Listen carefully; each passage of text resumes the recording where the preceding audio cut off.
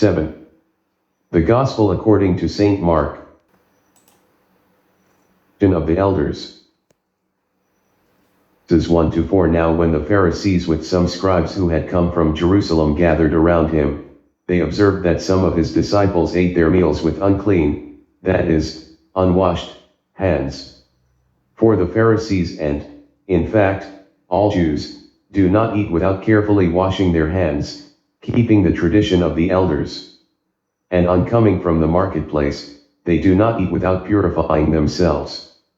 And there are many other things that they have traditionally observed, the purification of cups and jugs and kettles and beds. See. Originally, for the Jew, the law meant two things. It meant, first and foremost, the 10 Commandments, and, second, the first 5 books of the Old Testament, or, as they are called, the Pentateuch. In the 4th and 5th centuries before Christ, there came into being a class of legal experts whom we know as the scribes were not content with great moral principles, and they wanted these great principles amplified, expanded, broken down until they issued thousands and thousands of little rules and regulations governing every possible action and every possible situation in life. These rules and regulations were not written down until long after the time of Jesus. They are what is called the oral law. Much later, in the 3rd century after Christ, a summary of all these rules and regulations was made and written down, and that summary is known as the Mishnah. Two aspects of these scribal rules and regulations which emerge in the argument in this passage. One is about the washing of hands. The scribes and Pharisees accused the disciples of Jesus of eating with unclean hands. There were definite and rigid rules for the washing of hands. Note that this hand washing was not in the interests of hygienic purity, it was ceremonial cleanness that was at stake. Before every meal, and between each of the courses, the hands had to be washed, and they had to be washed in a certain way. To fail to do this was in Jewish eyes, not to be guilty of bad manners, not to be dirty in the health sense, but to be unclean in the sight of God. Bread eaten with unclean hands was not better than excrement. A rabbi who once omitted the ceremony was buried in excommunication. That to the Pharisaic and scribal Jew was religion. Ethical religion was buried under a mass of taboos and rules. The last verses of the passage deal further with this conception of uncleanness. A thing might in the ordinary sense be completely clean and yet in the legal sense be unclean. Certain animals were unclean, Leviticus 11. A woman after childbirth was unclean. A leper was unclean, a Gentile was unclean, anyone who touched a dead body was unclean. And anyone who had so become unclean made unclean anything he in turn touched. Obviously, vessels could easily become unclean, they might be touched by an unclean person or by unclean food. This is what this passage means by the washings of cups and pitchers and vessels of bronze. So, then, when a strict Jew returned from the marketplace, he immersed his whole body in clean water to take away the taint he might have acquired. In the Mishnah, there are no fewer than 12 treatises on this kind of uncleanness. There is a fundamental cleavage here, the cleavage between the man who sees religion as ritual, ceremonial, rules and regulations, and the man, Jesus, who sees in religion loving God and loving his fellow man. Laws and men's rules. Mark 7 verses 5-8. So the Pharisees and scribes questioned him, "Why do your disciples not follow the tradition of the elders but instead eat a meal with unclean hands?" He responded, "Well did Isaiah prophesy about you hypocrites, as it is written, these people honor me with their lips, but their hearts are far from me, in vain do they worship me, teaching as doctrines human precepts." You disregard God's commandment but cling to human tradition. The scribes and Pharisees saw that the disciples of Jesus did not observe the niceties of the tradition and the code of the oral law in regard to the washing of hands before and during meals, and they asked what? Jesus began by quoting to them a passage from Isaiah 29 verse 13. There Isaiah accused the people of his day of honoring God with their lips while their hearts were really far away. In principle, Jesus accused the scribes and Pharisees of two things. He accused them of hypocrisy. To take the case of the legalistic Jew in the time of Jesus, he might hate his fellow man with all his heart, might be full of envy and jealousy and concealed bitterness and pride, but that did not matter so long as he carried out the correct hand washings and observed the correct laws about cleanness and uncleanness. He may well be meticulously serving God in outward things, and bluntly disobeying God in inward things, and that is hypocrisy. No greater religious peril than that of identifying religion with outward observance. Church-going, Bible reading, careful financial giving, even timetabled prayer do not make a man a good man. The fundamental question is, how is a man's heart towards God and towards his fellow men? The second accusation that Jesus implicitly leveled against these legalists was that for their guidance for the life they did not depend on listening to God. They depended on listening to the clever arguments and debates, the fine-spun niceties, the ingenious interpretations of the legal experts. True religion must always come, not from a man's ingenious discoveries, but from the simple listening to and accepting the voice of God. An iniquitous regulation. Mark 7 verses 9 to 13 he went on to say, "How well you have set aside the commandment of God in order to uphold your tradition. For Moses said, 'Honor your father and your mother, and whoever curses father or mother shall die.' Yet you say, if a person says to father or mother, 'Any support you might have had from me is Corban,' meaning, dedicated to God, you allow him to do nothing more for his father or mother. You nullify the word of God in favor of the tradition that you have handed on. And you do many such things." Meaning of this passage is very difficult to discover. Christ here speaks by the figure called irony. Widom, it hinges on the word Corban, GSN 2878, which meant a gift, which was specially dedicated to God. It does seem that the idea of Corban, GSN 2878, was already capable of misuse. If that be the idea behind this, the passage speaks of a man declaring his property Corban, GSN 2878, sacred to God, and then when his father or mother in dire need comes to him for help, saying, "I am sorry that I cannot give you any help because nothing that I have is available for you because it is dedicated to God." The vow was made as an excuse to avoid helping a parent in need. The vow which the scribal legalist insisted upon involved breaking one of the 10 commandments, which are the very law of God. Jesus was attacking a system that put rules and regulations before the claim of human need. The commandment of God was that the claim of human love should come first.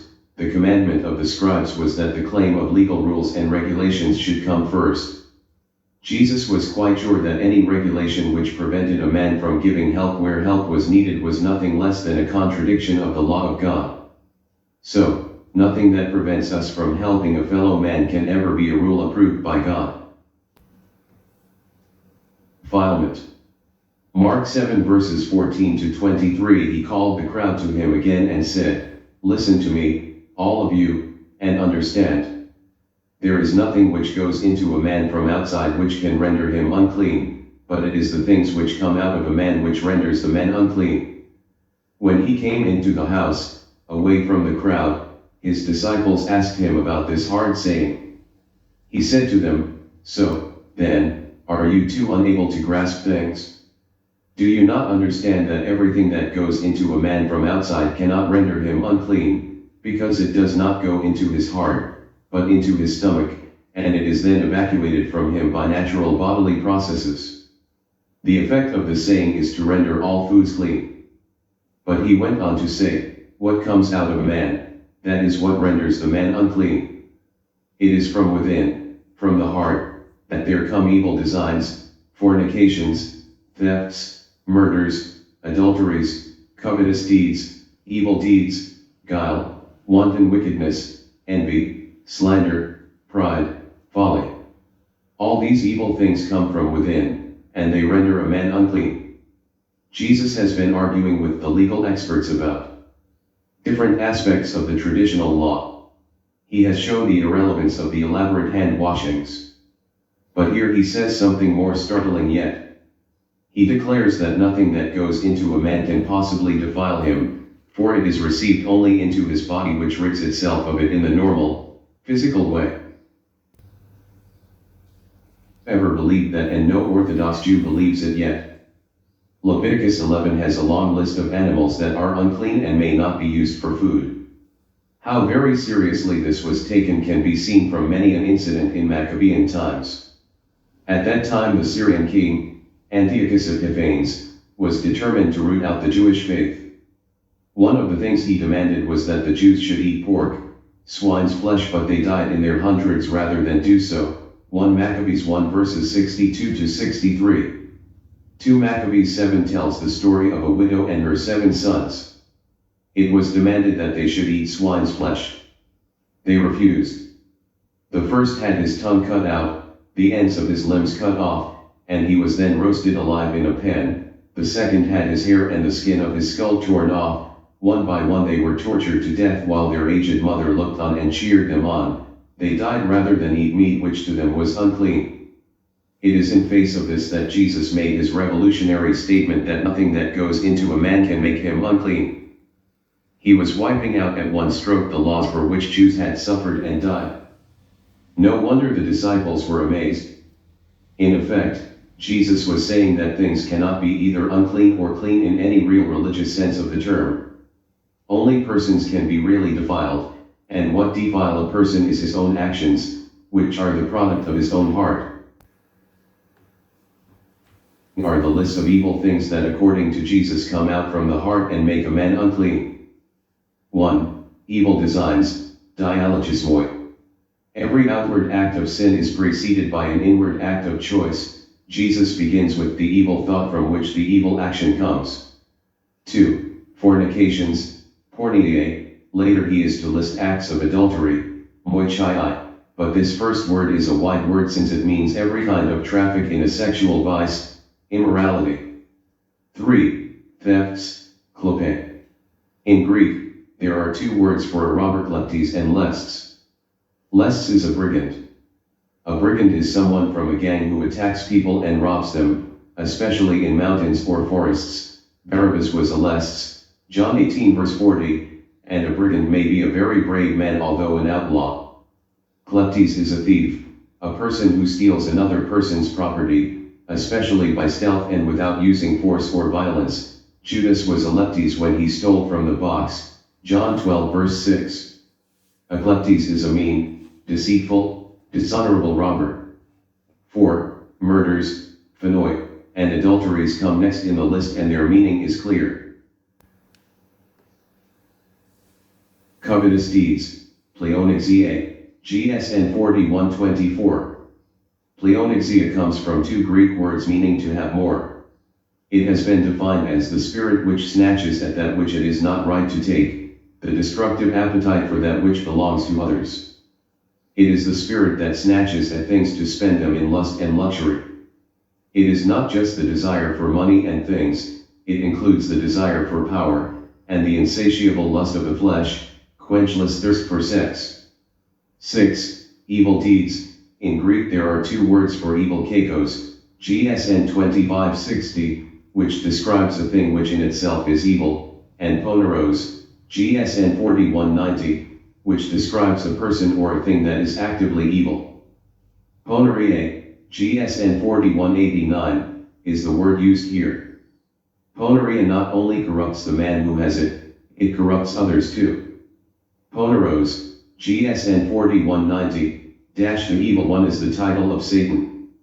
The worst of men, the man who is doing Satan's work, is the man who, being bad himself, makes others as bad as himself.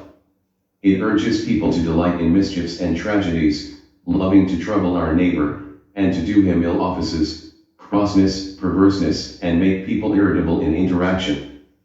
7. Dolos, GSN 1388, translated cunning. It comes from a word that means trap. It is used for trickery and deceit. When the Greeks surrounded Troy with armed forces and could not gain entry, they sent the Trojans the present of a great wooden horse, as if it was a token of goodwill. The Trojans opened their gates and took it in. But the horse was filled with Greeks who in the night broke out and dealt death and devastation to Troy. That exactly is Dolos, GSN 1388. It is crafty, cunning, deceitful, clever treachery. Cruel wickedness. Aselgai. The Greeks defined aselgai as a disposition of soul that dislikes all discipline. The great characteristic of the man who is guilty of aselgai is that he is lost to decency and to shame. An evil man may hide his sin, but the man who has aselgai sins without an uneasy feeling of doubt, worry, or fear, especially about one's own conduct, and never hesitates to shock his fellow men. Jezebel was the classic instance of aselgai, GSN 0766, when she built a heathen shrine in Jerusalem, the holy city. 9. Envy is literally the evil eye, the eye that looks on the success and happiness of another in such a way that it would cast an evil spell upon it if it could. 10. Blasphemia, GSN 0988. When this is used as words against man, it means the action of damaging the good reputation of someone. When it is used as words against God, it means blasphemy, which is the act or offense of speaking sacrilegiously about God or sacred things. Pride, Euphorophenia, GSN 5243. The Greek word literally means showing oneself above. It describes the attitude of the man who has a certain disrespect for everyone except himself. 12. Folly, Aphrosun, GSN 0877. This does not mean the foolishness that is due to the weakness of intellect and lack of brains, it means moral foolishness. It describes, not the man who is a brainless fool, but the man who chooses to deceive himself by acting like a fool. It is a truly terrible list that Jesus cites of the things that come from the human heart. When we examine it, a shudder surely passes over us. Nonetheless, it is a call, not to a perfect shrinking from such things, but to an honest self-examination of our own hearts. Phoenician woman's faith. Mark 7 verses 24 to 30. From that place, he went off to the district of Tyre. He entered a house and wanted no one to know about it, but he could not escape notice. Soon a woman whose daughter had an unclean spirit heard about him. She came and fell at his feet. The woman was a Greek, a Syrophoenician by birth, and she begged him to drive the demon out of her daughter. He said to her, "Let the children be fed first. For it is not right to take the food of the children and throw it to the dogs." She replied and said to him, "Lord, even the dogs under the table eat the children's scraps." Then he said to her, "For saying this, you may go. The demon has gone out of your daughter." When the woman went home, she found the child lying in bed and the demon gone. When we look at the geography of the incident, Tyre and Sidon were cities of Phoenicia, which was a part of Syria. Although the Phoenician cities were part of Syria, they were all independent, and they were all rivals. They had their own kings, their own gods, and their own coinage, and Jesus is in that Gentile territory. The previous incident shows Jesus wiping out the distinction between clean and unclean foods. Just as the Jew would never soil his lips with forbidden foods, so he would never soil his life by contact with the unclean Gentile. It may well be that here Jesus is saying by implication that the Gentiles are not unclean but that they, too, have their place within the kingdom. Again, the story itself must be read with insight. The woman came asking Jesus help for her daughter. His answer was that it was not right to take the children's bread and give it to dogs. At first, it is an almost shocking saying. But to the Jew, it was a term of contempt. Do not give dogs what is holy. Matthew 7 verse 6. Dog was in fact sometimes a Jewish term of contempt for the Gentiles. Rabbi Joshua ben Levi had a parable. He saw the blessings of God which the Gentiles enjoy. He asked, if the Gentiles without the law enjoy blessings like that, how many more blessings will Israel, the people of God, enjoy? It is like a king who made a feast and brought in the guests and placed them at the door of his palace. They saw the dogs come out, with pheasants, heads of fat birds, and calves in their mouths. Then the guests began to say, if it is thus with the dogs, how much more luxurious will the meal itself be? and the nations of the world are compared to dogs. Nonetheless, Jesus did not use the usual word, he used a word that described, not the wild dogs of the streets, but the little pet lapdogs of the house. Moreover, in any event, Jesus did not shut the door. First, he said, the children must be fed, but only first, there is meat left for the household pets. True, Israel had the first offer of the gospel, but only the first, there were others still to come. The woman was a Greek, and the Greeks had a gift of repartee, the ability to know whether the speech was characterized by quick, witty comments or replies. And she saw at once that Jesus was speaking with a smile. In those days people did not have either knives or forks or table napkins, they ate with their hands, wiped the soiled hands on chunks of bread, and then flung the bread away and the house dogs ate it. So, the woman said, I know the children are fed first, but can't I even get the scraps the children throw away? And Jesus loved it. Her faith was tested and her faith was real, and her prayer was answered. Symbolically she stands for the Gentile world which so eagerly seized on the bread of heaven which the Jews rejected and threw away. The deaf man. Mark 7 verses 31 to 37. Again he left the district of Tyre and went by way of Sidon to the Sea of Galilee, into the district of the Decapolis. And people brought to him a deaf man who had a speech impediment and begged him to lay his hand on him. He took him off by himself away from the crowd. He put his finger into the man's ears and, spitting, touched his tongue, then he looked up to heaven and groaned, and said to him, Ephphatha. That is, be opened. And immediately the man's ears were opened, his speech impediment was removed, and he spoke plainly. He ordered them not to tell anyone. But the more he ordered them not to, the more they proclaimed it. They were exceedingly astonished and they said, He has done all things well. He makes the deaf hear and the mute speak. Jesus was going from Tyre to the territory around the Sea of Galilee. It was a long journey. It may well be that this long journey is the peace before the storm, a long communion with the disciples before the final tempest breaks. In the very next chapter, Peter makes the great discovery that Jesus is the Christ, Mark 8 verses 27 to 29. Jesus needed this long time with his men before the strain and tension of the approaching end. Jesus did arrive back in the regions of Galilee. He came into the district of the Decapolis, and there they brought to him a man who was deaf and who had an impediment in his speech. There is no miracle that so beautifully shows Jesus' way of treating people. Here is the most tender considerateness. He took the man aside from the crowd, all by himself since he was deaf. Then, he put his hands in the man's ears and touched his tongue with spittle. In those days people believed that spittle had a curative quality. Jesus looked up to heaven to show that it was from God that help was to come. Then he spoke the word and the man was healed. When Jesus came, bringing healing to men's bodies and salvation to their souls, he had begun the work of creation all over again. In the beginning, everything had been good, man's sin had spoiled it all, and now Jesus was bringing back the beauty of God to the world which man's sin had rendered ugly. William Barclay.